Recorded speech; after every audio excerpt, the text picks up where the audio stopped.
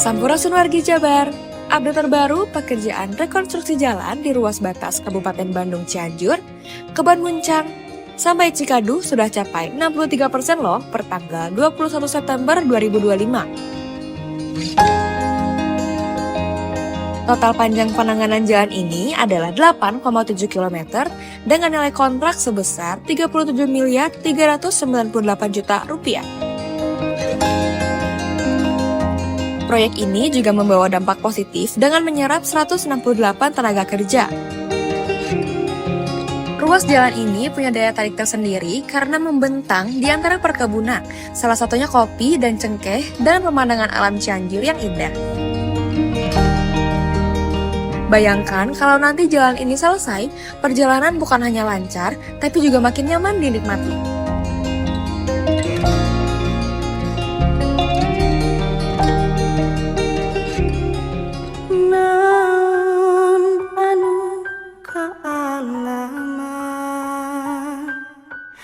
Jalan hirup rak lakonan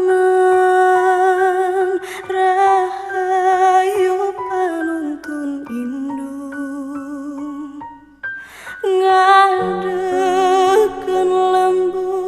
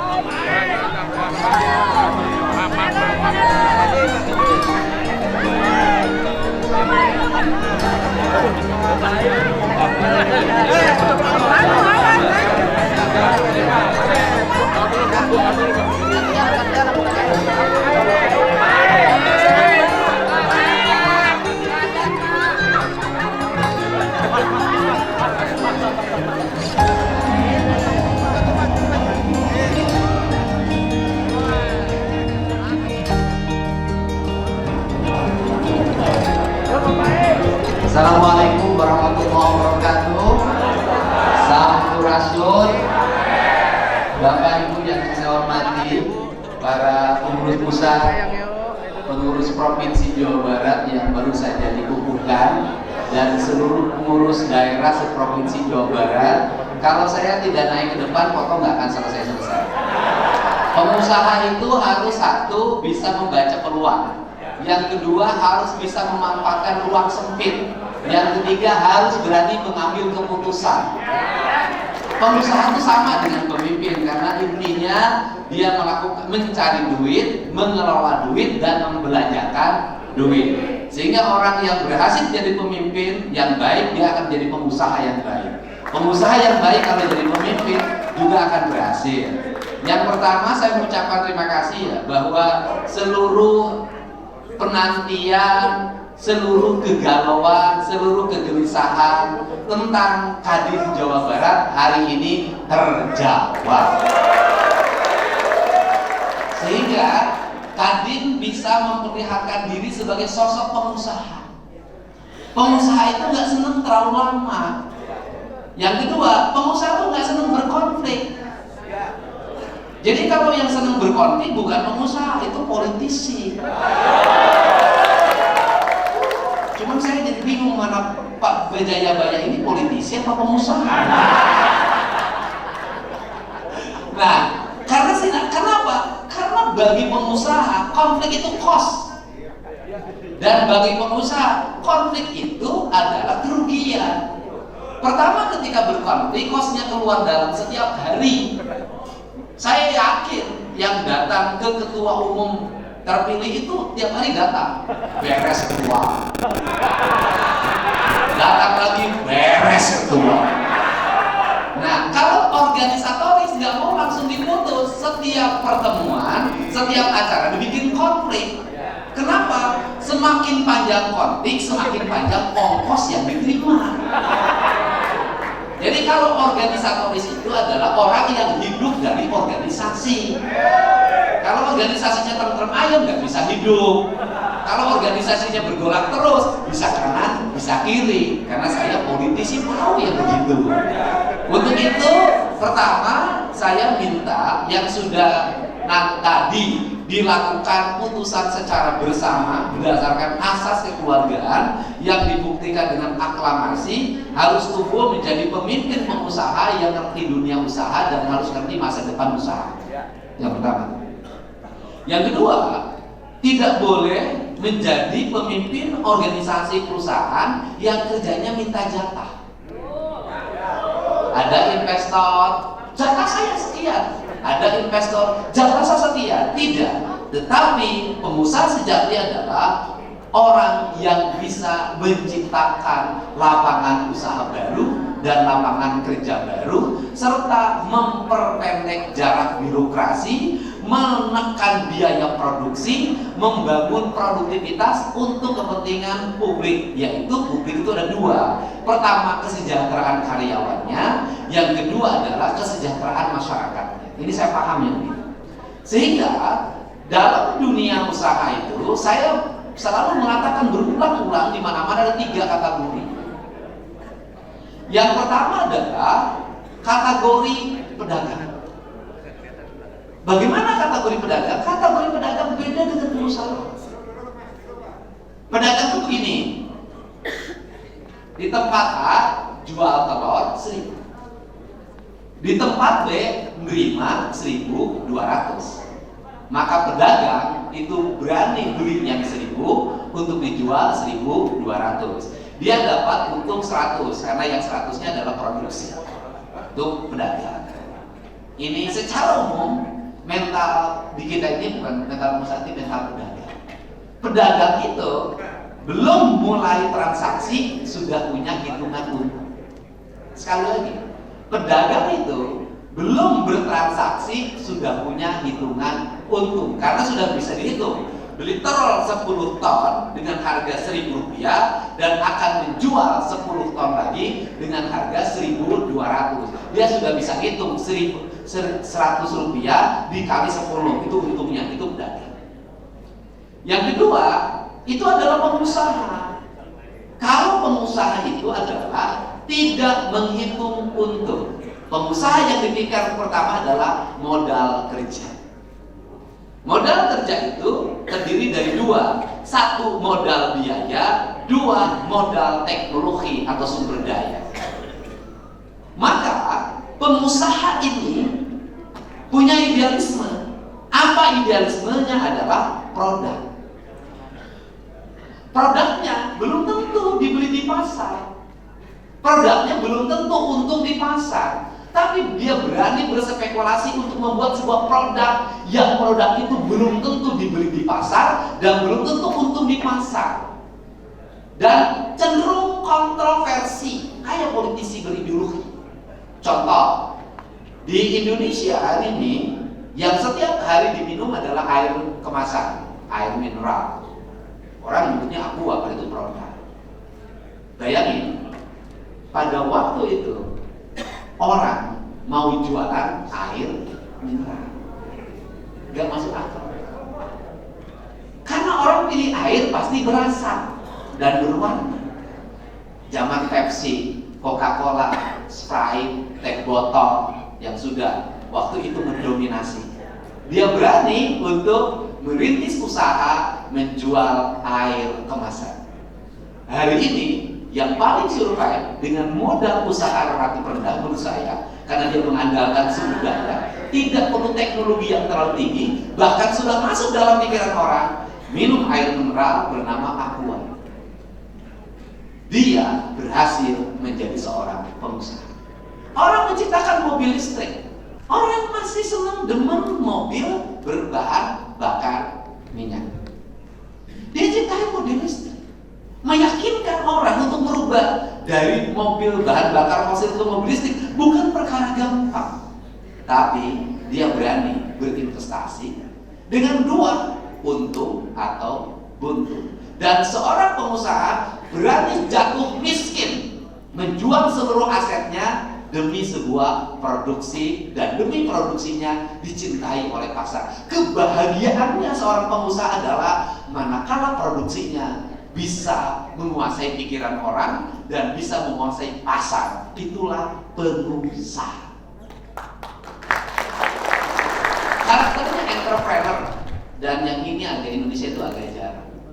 Sehingga Indonesia ini pengusaha banyak, tapi yang menguasai pasar pasti orang Korea yang punya pabrik di sini. Yang menguasai pasar pasti orang sekarang hari ini adalah Tiongkok yang punya pabrik di sini.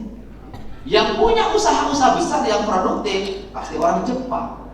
Dan kemudian apakah pada akhirnya investasi yang masuk itu adalah sebuah investasi besar dan itu besar banget? Tidak. Saya menghitung misalnya BYD, itu kan nilai investasinya hanya 11 triliun. Kalau 11 triliun, nggak usah pakai datang uang dari Tiongkok, pakai dana APBD provinsi aja bisa di 2 tahun. Tapi pertanyaannya adalah, kalau provinsi keluarin 11 triliun akan jadi nggak pabrik BYD? Ada orang yang mengerjakan nggak? Ada teknologinya enggak? Ada ahlinya enggak? Ngerti pasarnya enggak? Ini problem. Nah, kemudian orang lain nyimpen 11 triliun di kita, berdiri pabriknya, menguasai pasarnya, uang kita sebenarnya yang dibawa ke sana. Kenapa? Yang belinya adalah kita. Nah, ini kenapa mereka bisa unggul? Kemampuan teknologi. Kenapa bisa mereka unggul? Bisa bangsa pasar. Kenapa mereka unggul pula? Kenapa mereka unggul? Punya nasionalis kebangsaan yang tinggi. Orang Tiongkok mobilnya Tiongkok, orang Amerika mobilnya Amerika, orang Inggris mobilnya buatan Inggris, orang Korea mobilnya buatan Korea, orang Indonesia mobilnya buatan Lishi. Artinya ini apa? Nah, ini kan harus dirubah. Ini batu.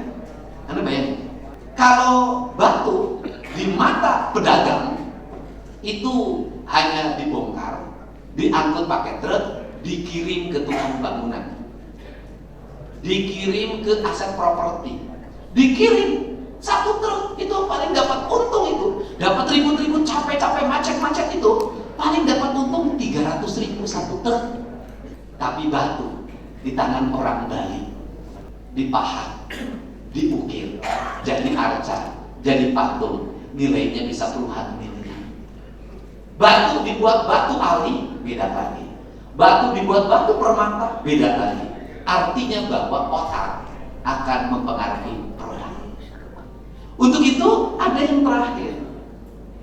Apa karakternya adalah berlaga pengusaha padahal calon.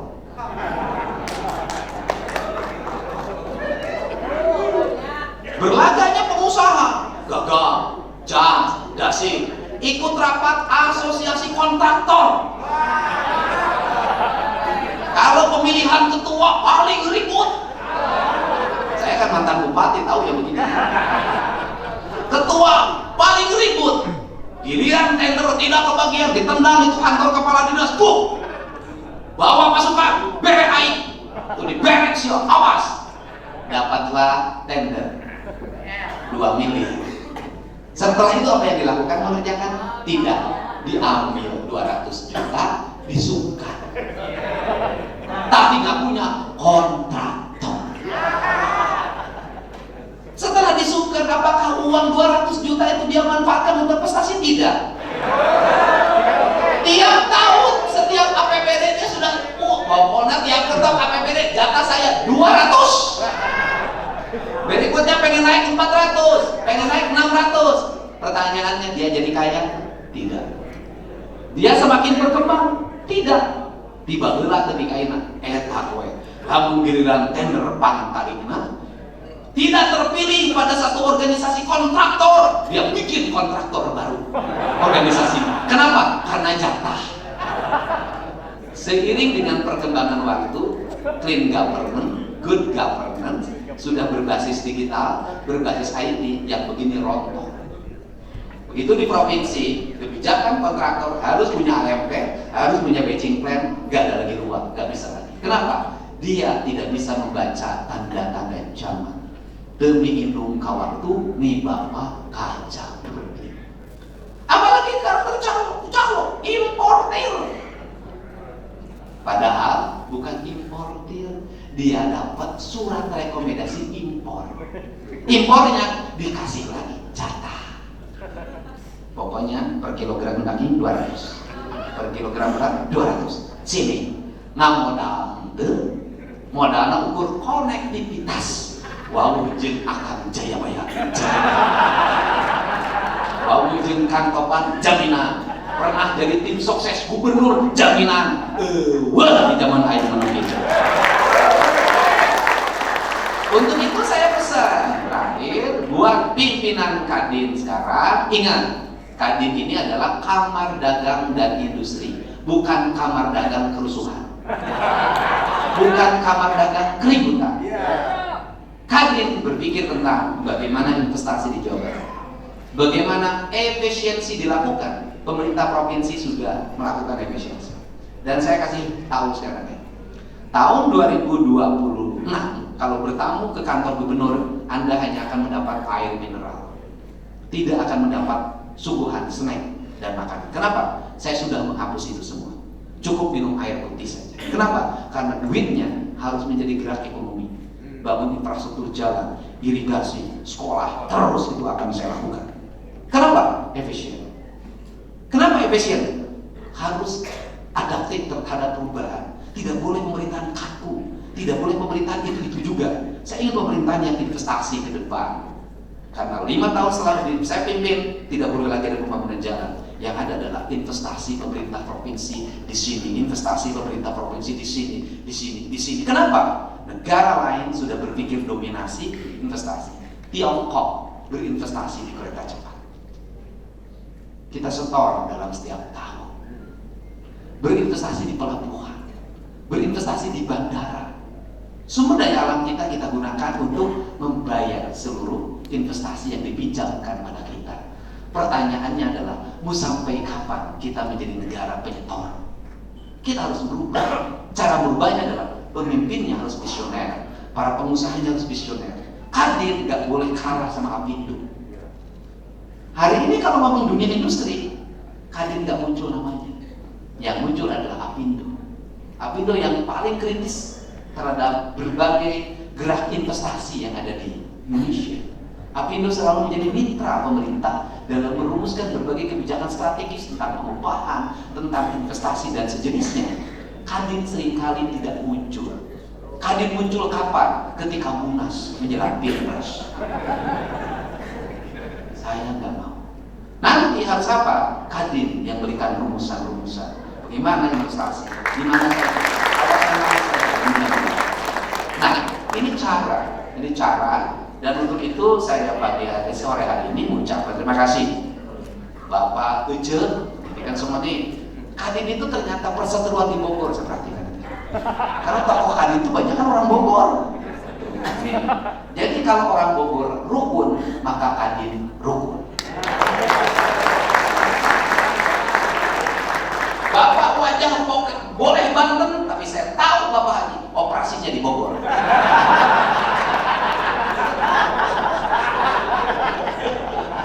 Numoran di Bogor lagi.